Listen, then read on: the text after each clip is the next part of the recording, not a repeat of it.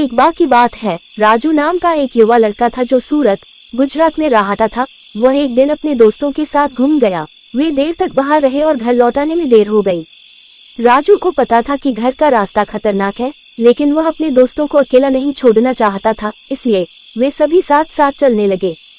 जैसे जैसे वे रास्ते पर चल रहे राजू को अजीब अजीब सी आवाजें सुनाई देने लगी। यूं ऐसा लगा जैसे कोई उनका पीछा कर रहा हो। उसने अपने दोस्तों को इसके बारे में बताया, लेकिन उन्होंने उसकी बात नहीं मानी।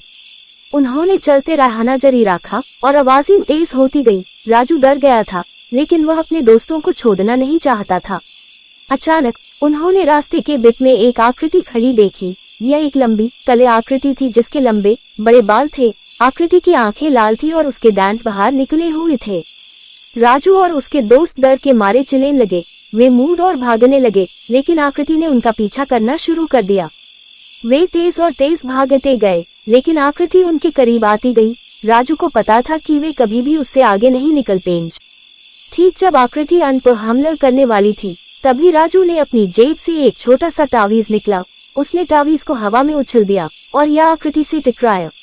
आकृति एक जोर से चिल्लाने लगी और धुआं में बदल गई। धुआं गायब हो गया और आकृति चली गई। राजू और उसके दोस्त राहत की सांस लेने लगे। वे जानते कि वे भाग्यशाली थे कि वे बच गए थे। उन्होंने खतरनाक रास्ते से दूर रहने का फैसला किया और वे कभी भी वापस नहीं गए।